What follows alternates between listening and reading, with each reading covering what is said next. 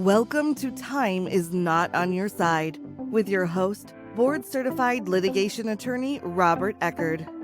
In every episode, we'll hear from other attorneys, accountants, and other professionals who can impact the success of your litigation. You can find this show on all the major platforms, including YouTube, LinkedIn, Facebook, Apple Podcasts, Spotify, and on our website, roberteckardlaw.com. Now here's the host of Time is Not on Your Side, Rob Eckard.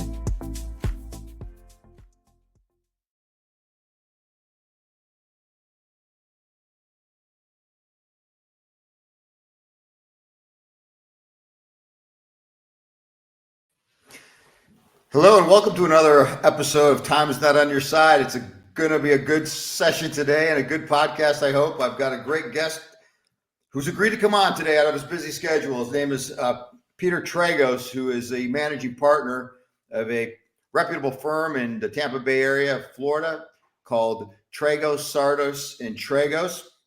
I've known Peter for probably 10 or 11 years, and Peter is a graduate from Florida State College of Law. His resume, if I read the whole thing, I'm sure his mother would be tearing up on us, but it's quite extensive. But just to give you a few ideas, Peter has tried cases in state and federal courts throughout the country. He is a renowned speaker locally to Florida Bar Associations, Clearwater Bar Associations. He sits on the Rules Committee for the Rules of Civil Procedure. He's an active member of his church. I know Peter is a man of faith. He often volunteers his time to valuable and worthy pro bono activities. He's just an amazing guy. He's been elected as or nominated by his peers as one of Florida's rising stars in the area of civil litigation and is in the top 1% of the National Association of Distinguished Counsel. Great to have you here today, Peter. Thanks for having me, man. Yeah, nobody cares about that stuff. I don't feel it's like he's a lawyer from Florida. That's it. We can just jump into whatever we're going to talk about now. I don't know if I agree with you on that because I've been watching some of your podcasts, which we're going to talk about a little bit, and you get quite a good following of people wanting to know more about you, and we're gonna get into that. So it's interesting. I've been looking at what you do, and to share with our listeners and our readers. Let me back up a second and ask you, your firm handles med mal, personal injury, nursing home negligence cases. Are those the type, you're a plaintiff's firm, correct? Yeah. It's all we do is plaintiff's work. We don't do any defense on the civil side. We still do some criminal defense. My dad, that's how he came up.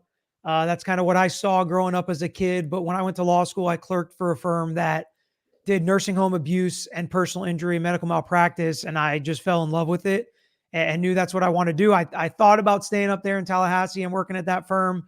My dad was like, no, come here. We've handled some of those cases. We can handle some more. And it's kind of morphed into now, 95% of what we do is plaintiff's personal injury work, wrongful death, nursing home negligence, medical malpractice, whatever it may be. Where people are injured at no fault of their own because of somebody else's negligence or intentional actions. We represent them, David versus Goliath type of stories, big companies, big insurance companies. That's who we're constantly fighting against. Well, if it gives our listeners any level of confidence, and I know I think there's a level of admonition from the Florida Bar, or at least an ethics opinion about lawyers referring or recommending one particular firm. But listen, as a board certified business litigation attorney who's handled government investigations, state and federal, international, I am happy to say that I believe in your firm. I believe in the lawyers in your firm, so much so that I refer cases to your firm because I feel confident that those folks that need that type of representation for those types of injury claims, I have no question that those folks are going to be treated the best they can. They're going to have great legal representation, and they're going to get as much possible remedy as they can, usually meaning money, for their case. So I endorse that firm, and hopefully I don't get grieved by the Florida Bar. Well, I don't think they will.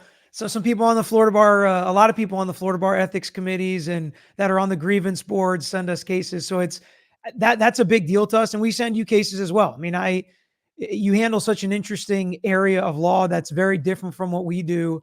And so many people have those types of questions, and it does feel good to send them somewhere where you're confident, that they're going to, because it is a reflection on you. As in case anybody listening doesn't understand how it works, when a lawyer recommends a firm, usually that client or trusted person or friend of that lawyer is going to call the firm and hire the lawyer that is recommended to them by the lawyer that they know and trust. So it is a big deal, and we take it very seriously when cases are sent to us by other lawyers or medical professionals, or any referral really that we get from another person. I mean, we handle it as if it's somebody that we know and care about all of our clients, and we want to get the best results for them.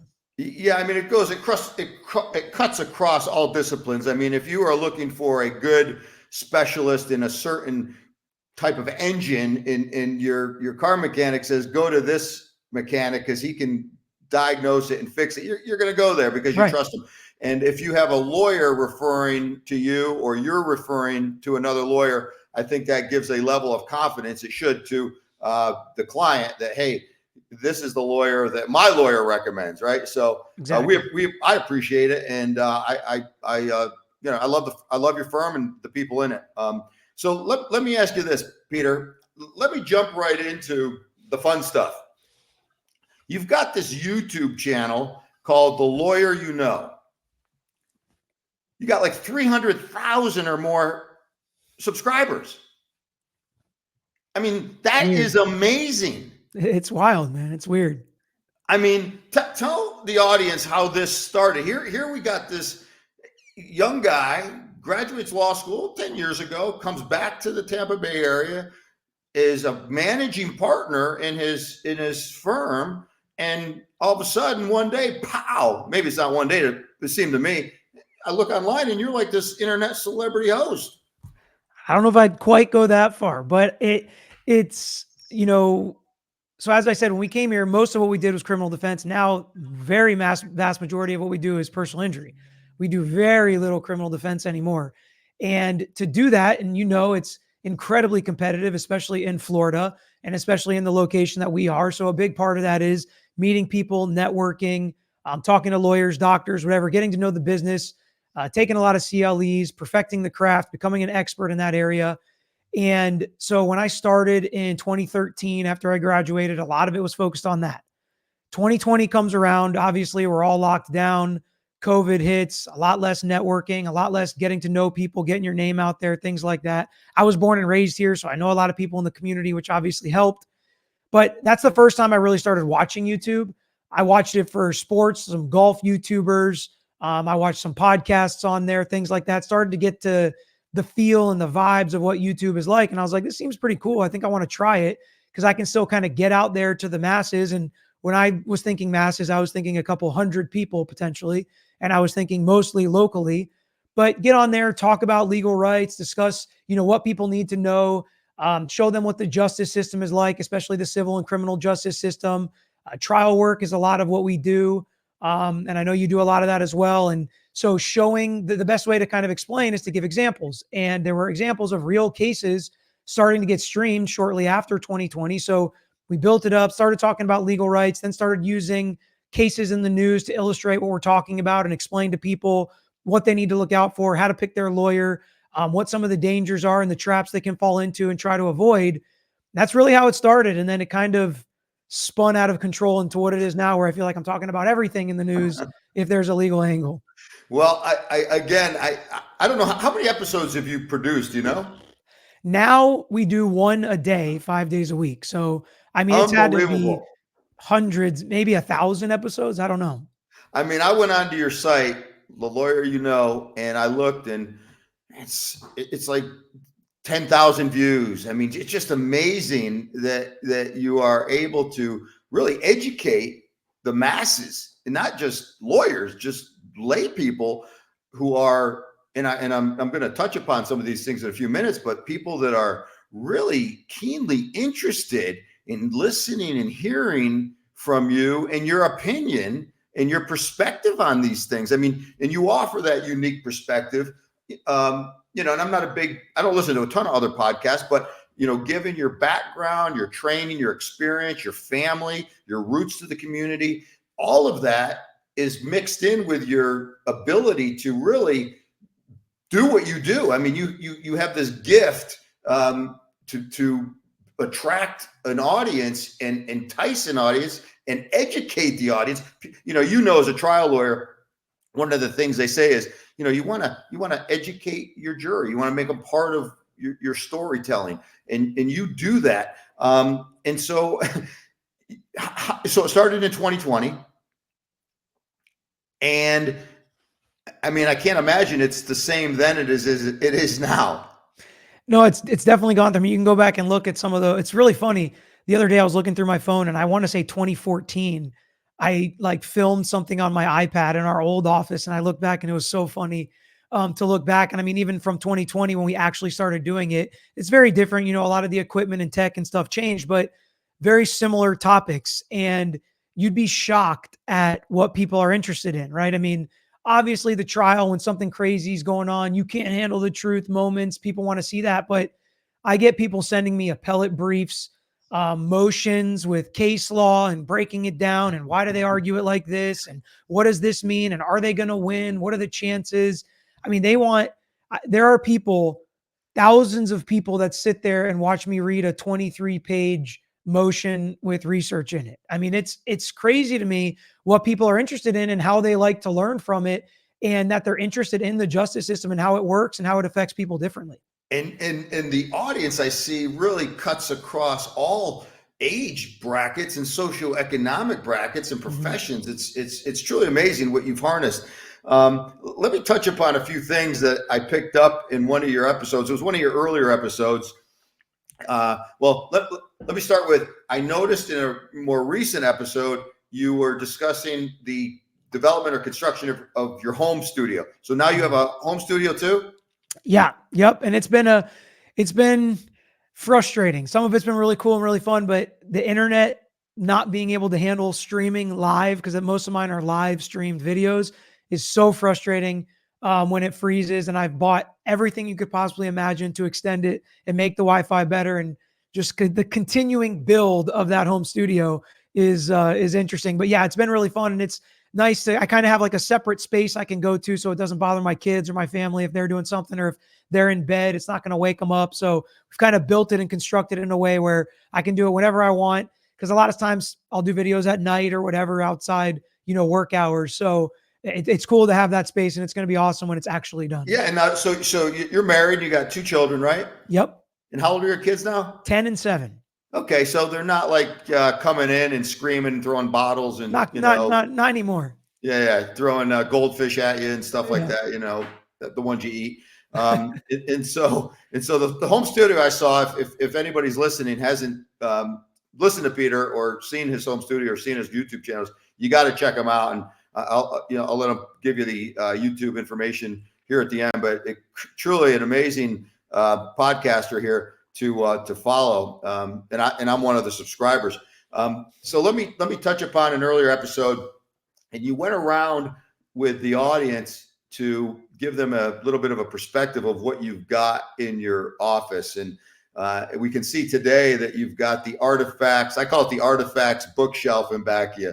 Yep. And you've described that you've got some law books, and some of those books contain opinions from different various appellate courts, presumably with your dad, reference to your dad, who we're going to talk about here, who's renowned and quite an attorney in his own right. And then you've got some other things that mean things to you. You got the Bible. I know you're a man of faith. Mm-hmm. You got your putting green. Oh yeah. And so you took the audience around and did that. And you did ask the crowd or the listeners one time what these were. What these were, these black things hanging on your wall, if anybody can see those. And I want to tell you, and I'm holding a picture up here of Peter. I took a picture of, where's my camera here? Oh, there it is. I took a picture of Peter off my computer of him filming one of his episodes, and he was asking, does anybody know what those blackboards are in the background? And of course, I was proud to answer to myself as the only one in my office that I knew the answer, right? But nobody cared. So yeah, those dead proof. So oh yeah. You don't get echoes, right? Yep. Oh yeah. So it was fun. All right, let me talk to you about some of your more interesting cases. I just recently listened to you, and it might be, I don't know how recent it is, but I was listening to it. You interviewed Mark English. Eiglarsh. Yeah, it's a Eiglarsh, tough one. Eiglarsh. I blew it 100 times. Eiglarsh, I think, is as close as I'm going to get.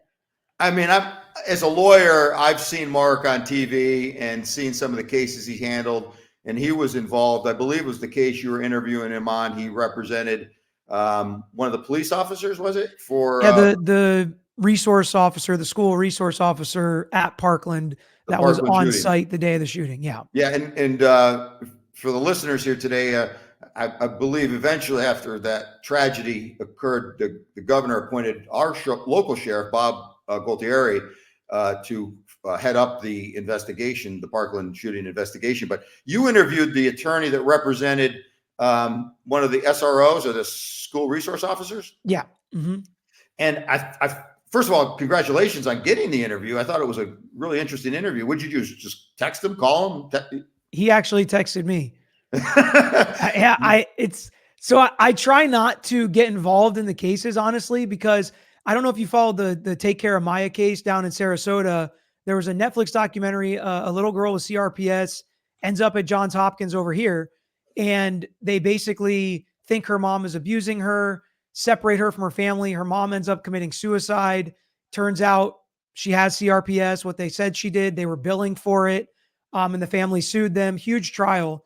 And it took place down in Sarasota in front of Judge Hunter Carroll. I'm sure you've been in front of him.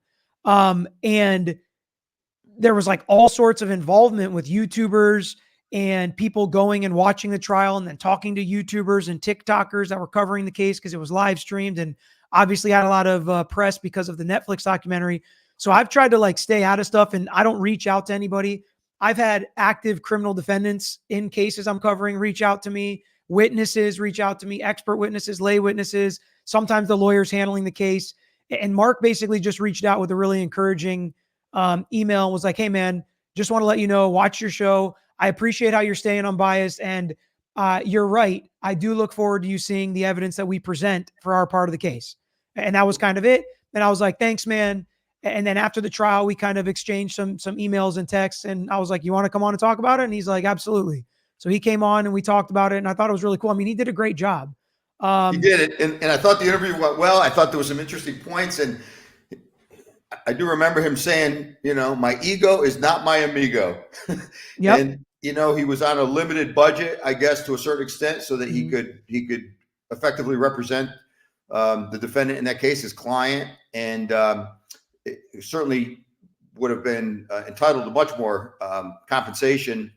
But he recognized that this man needed a defense.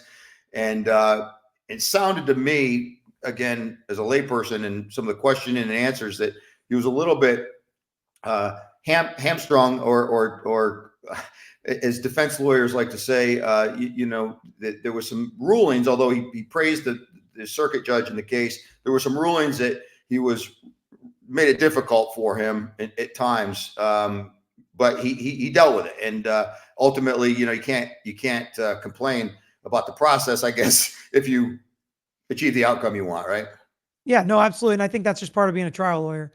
The last trial I had, I was texting my buddy who would handle our appeals if we needed to appeal a case with all of the issues he was going to appeal before we got a huge verdict, and I was like, okay, never mind. But when it's happening, you're thinking like, I can't believe the judge ruled this way, or they let this witness say that, and I'm texting him, at breaks, and then sometimes it turns out okay, Yeah, sometimes it turns out okay. What's the appellate doctrine? The tipsy coachman. It may have been a wrong reason, but the outcome would have been the same. You never know.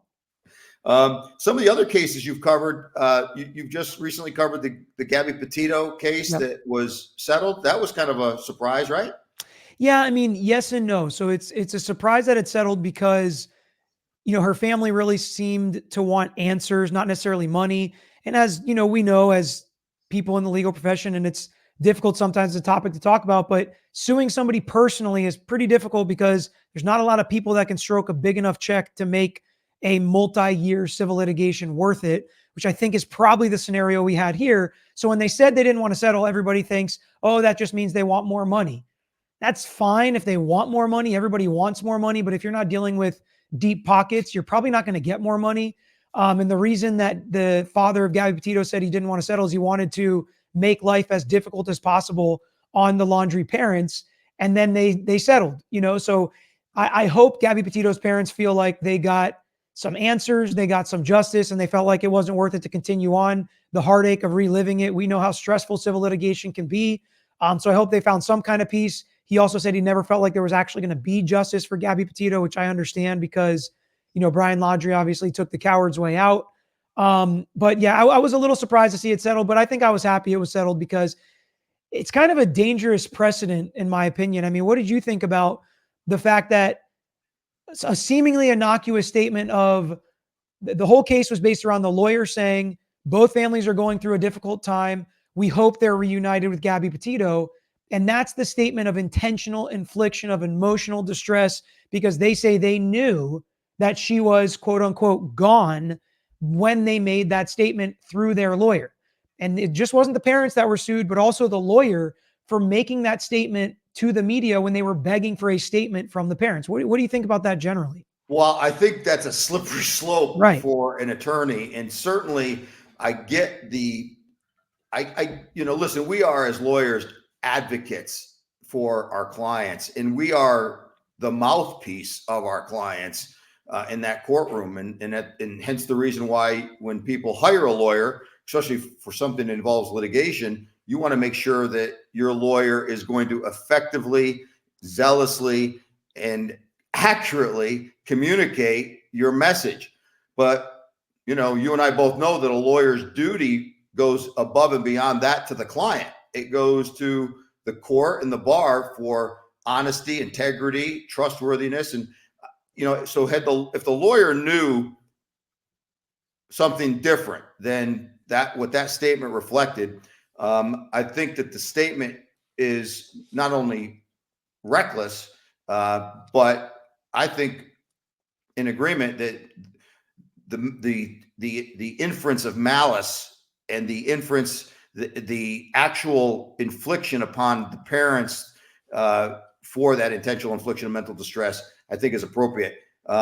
So what do you think? I mean, what do you think about the statement? Yeah, I mean, proving knowledge is always difficult, right? And especially when you can't get into attorney-client privilege communication between him and now his deceased client about what he did know. According to the parents' depositions, the son called frantically and said, "Gabby's gone. Can you call a lawyer for me?" And that's all the parents say they knew.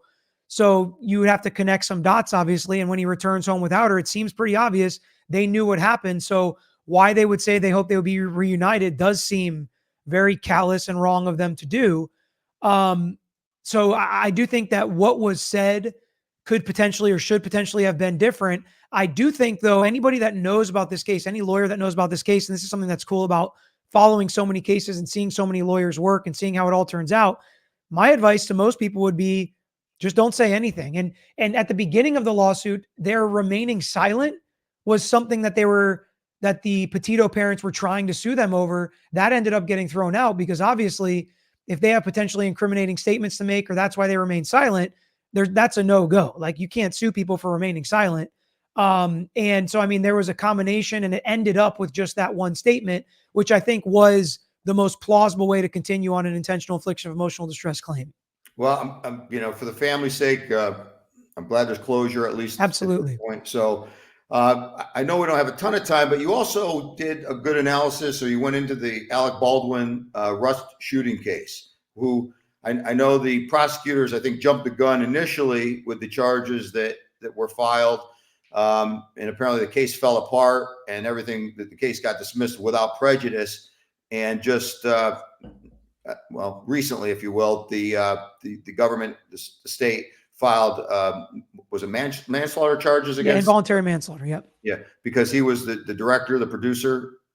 And he was the one holding the firearm and manipulating it because he says he didn't pull the trigger. They have experts that say he had to pull the trigger or wouldn't have released the bullet. So, I mean, there's going to be some argument there for sure. Well, another good case on your episode, The Lawyer You Know. Let me ask you this question, Peter, because I think our listeners would be interested to hear this. Given your ability as a lawyer, trial lawyer, to understand really all of the nuances that go into a case and trying a case and jury deliberations and listening and seeing judges' rulings, how has what you do in dissecting these cases helped you to be a better lawyer, if at all?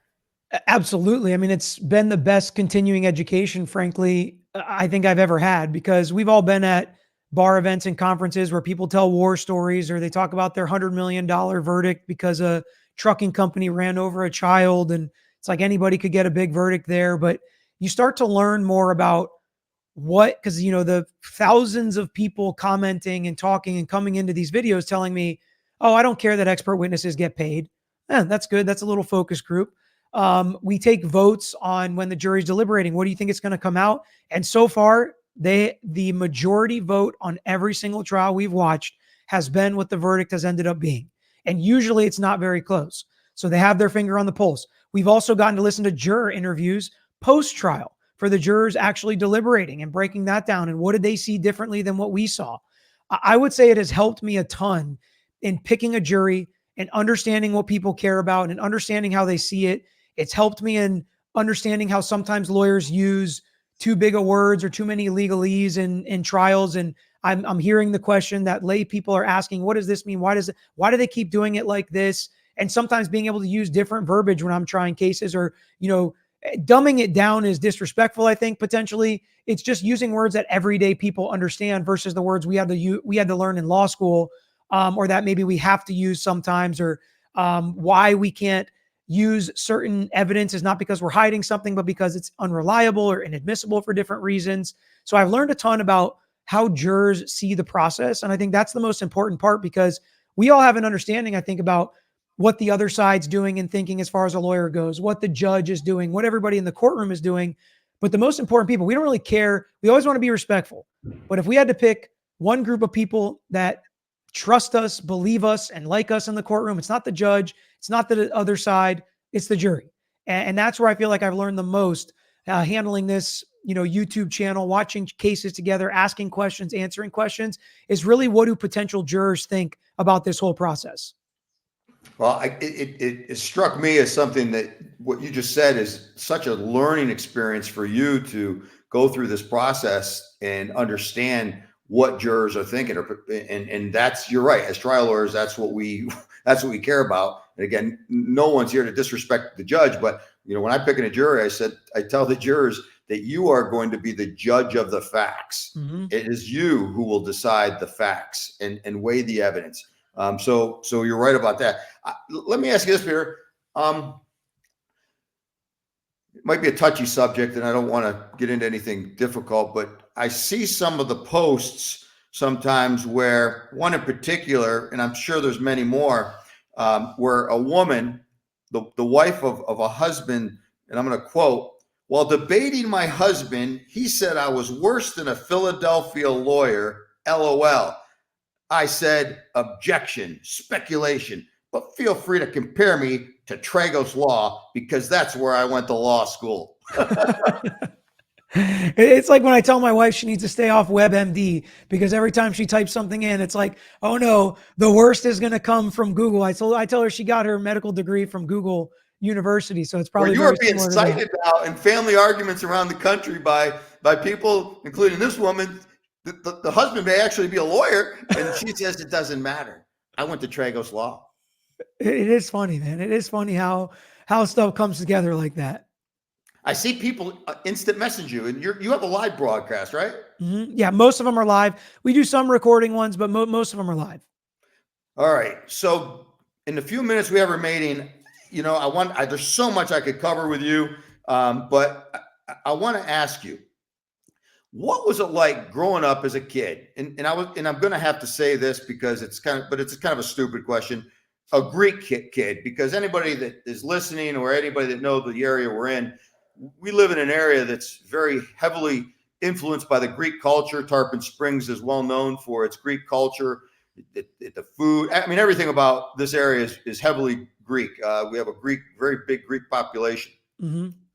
What was it like growing up and with a father like you had, who's a renowned attorney, a respected attorney, reached relatively high levels of achievement at the U.S. Attorney's Office, I understand the criminal division chief at the U.S. Attorney's Office with the Middle District of Florida. What was it like growing up as a kid in that house, and then going on to go to Calvary Christian High School to be the first graduating class?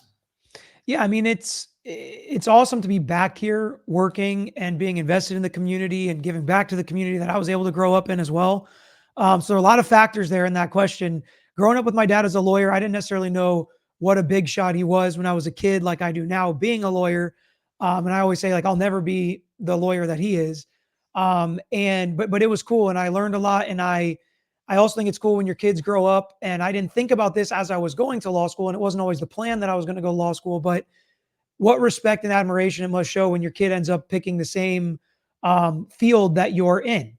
And I know a lot of people don't want their kids to be lawyers, and it's a really stressful job. And I understand that. And if my kids become lawyers, great. If they don't, great, whatever they're comfortable with, but having respect for the profession. And I think realizing you can do a lot of good and help a lot of people is a show of the admiration and respect for my dad. And thinking such a big shadow that he casts in our community was an interesting thought that I never really thought about until, again, I was a lawyer, and it was kind of interesting to be there.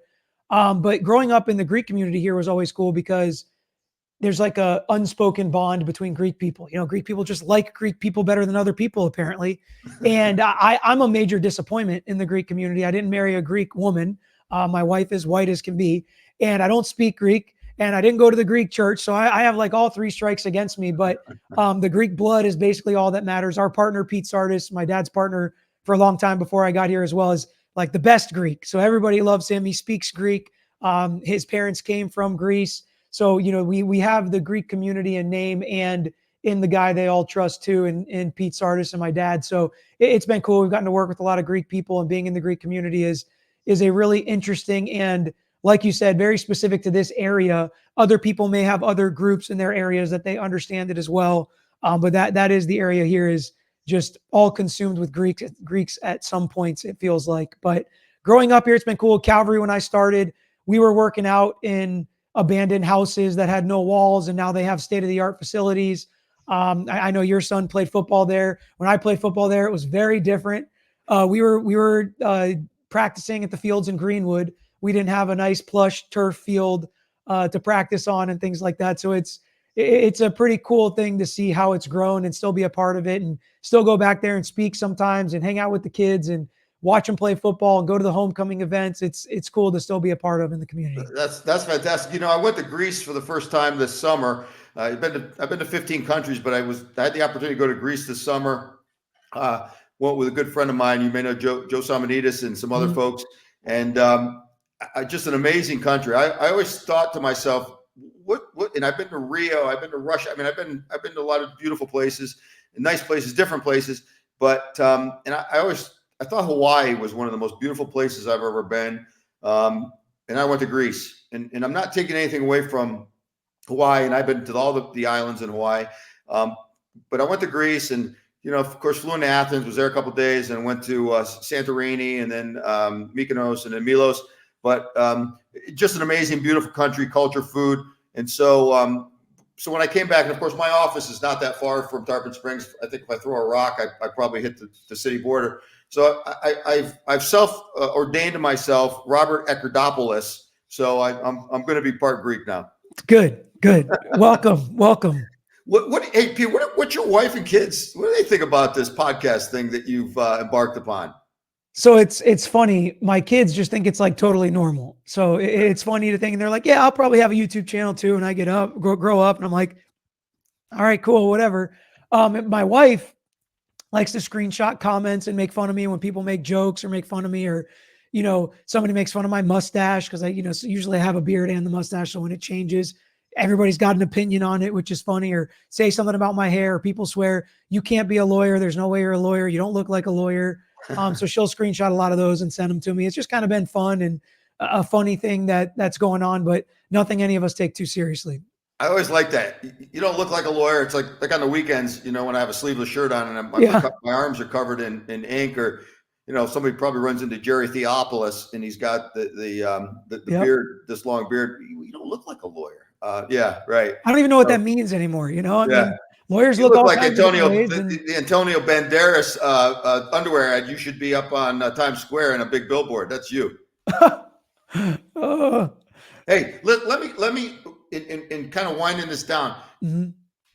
You've been practicing a little over 10 years, I think, and then and so you're still in that position, I think, where younger lawyers, new lawyers would probably really be interested in some points, some things that you might give to them. What some advice, a couple points. If you were to talk to a group of young lawyers, what are the 2 or 3 things that you'd say you really need to focus on these things?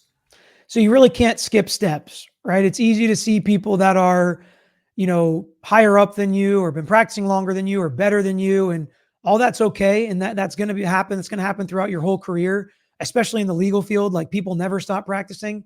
So you can't skip any steps. I would say before you even start talking about it, and I've got a couple young associates at my office too, where I say, now is the time where you really got to learn. It's going to be hard for you to even get cases if you don't know how to explain what we do or answer the questions that they have. So sit in on as many conversations as you can, learn as much as you can, assist as much as you can. We're going to have you making copies, punching holes, tagging exhibits, sitting in on client meetings where you're not going to say one word probably, but you're going to learn so much if you listen and pay attention. You learn the talk, you learn how the process goes, you work on your craft, you go to the CLEs, you learn from older lawyers, you learn from lawyers that you work against. That happens all the time. Like, a lot of these defense lawyers we try cases against, they're trying 10 to every one I'm trying. So I love to learn as I'm trying cases. Every case that we have is a learning experience, and you really have to focus on learning it. And it's ever changing in the law, and volunteering for these groups, like being on the civil rules committee in the Florida bar, has helped a ton. Being in the Clearwater bar, Inns of Court. I know you and I have been in Inns of Court groups together where I've learned from you and seen how you've done things. And I've even thought to myself, like when talking about the Alec Baldwin case right now, so his co-defendant, the armorer's trial, is happening right now. And there were all sorts of issues with how they handled the scene as law enforcement and evidence and chain of custody. And I'm just thinking Rob would have a heyday with these guys, picking them apart, being, dug in, knowing every single word and every single document better than the prosecution, better than the guys that wrote the documents, and just being able to pick it apart. And you pick things up from different lawyers. Don't try to act like or be like anybody else, but you can learn from the way that they do things. It's a constant learning experience, watching, understanding you really don't know anything after graduating law school. So taking every opportunity you have. It's definitely not all about the money in the beginning. If you do learn and you do perfect your craft and don't skip any steps, there's plenty of money to be made in most fields of law. But if you take a shortcut or if you're lazy, you're probably not going to make it. And there are jobs that you can pick where you can be a little lazier and be okay and make a salary. And you've just got to be real with yourself and have some self-awareness and pick what's best for what you want. But you can control your own destiny in the legal field. I think that more than almost any other field, because there are so many different opportunities in the legal field and out of that you can do with your law degree. So let me recap what you just said so that our listeners can appreciate the couple points from you, a very successful lawyer and podcast host. Number one, it's a journey. Don't skip any steps along the way. We all have our milestones that we've gotten to, and we've gotten there through a process. Don't skip any steps. Number two, listen and watch. Those are, I call it vicarious learning sometimes, but it's some of the best way to learn. Listen and watch. Number three, maybe get a mentor, a good mentor, or work for a firm that you respect and feel where you can learn things in. Four, be original, be yourself. And then five, stay true and continue to perfect your craft, whatever that practice area might be. I think those are excellent tips, not only for young lawyers, but maybe a reminder for even seasoned lawyers. Well, Peter, I'd love to have you on again. Is there anything next on Peter Tragos's plate that you can share? So I don't know. I mean, it's always, things are always changing. And one of the things that I thought was cool is, like what you're doing, or people using podcasts and YouTube channels to help grow their business, not just lawyers, but other professionals. So some people have been pitching the idea, and I've been thinking about putting together some kind of, I don't know, process or course or something specifically focused on all the crap I had to do for years. I wish this existed, and like what to buy, what not to buy, how to do it. It's okay if you fail in these things, when to pivot, what's important, what's not, how big do you have to be, tracking why that's so important, and just kind of trying to systematically put it together to make it easier for people who want to set it up as just in the ability to get yourself out there and get people to know you. Because the clients we get from YouTube, they call and they're like, watching you, I feel like I trust you. I feel like I know the way you think. I feel like I know the way you break things down. You can't hide when there's thousands of hours of you on the internet, right? So people are not going to be surprised with how I am or how our firm works or what we expect or what our values are. And I think that's really important. And it's something that I think is where the world is going. So that's the only thing I could say that might be additional or next on the plate. But I'm going to keep practicing law. I'm going to keep making YouTube videos and keep having fun. I think you're onto something, and I really hope to see that come into more of a fruition if that's in your desire. Because as you said, you've gone through kind of the school of hard knocks to get to this point, and how everything was done, and how to pick equipment, and how to broadcast it, and how to produce it. I mean, you are going to be, or could be, in my opinion, instead of Tony Robbins giving motivational speaks at the Amalie Arena, you're going to have 10,000 lawyers at the Amalie Arena listening to Peter Tragos' podcast school for lawyers. I mean, you've got it, and I think that's a great venture. Just if I can get a free ticket to that event, when that goes live. Deal. One last thing, Peter. Since you do have the artifact collection, if you don't mind, I would like to send you a Law Officer Robert Eckard hat to add to your I got hats up there. If you would be kind enough to put it on there, maybe for one episode, and then I feel like I've made it. Yeah, man, for sure. Well, listen, it's been great. I'd love to have you on again. I know I get the benefit, unlike most people, of seeing you in the community and talking to you outside of these social media platforms. But I appreciate you coming on today, and continue to do what you do. I wish you good health. God bless you and your family, and say hello to the folks at your firm. You are doing great things, Peter. I appreciate it, man. Yeah, it was fun. Thank you. All right, take it easy. You've been tuning into Time is Not on Your Side with your host, board-certified litigation attorney, Robert Eckard. You can find this show on all the major platforms, including YouTube, LinkedIn, Facebook, Apple Podcasts, Spotify, and on our website, roberteckardlaw.com. Thank you for your positive reviews, comments, questions, and for sharing this show with others.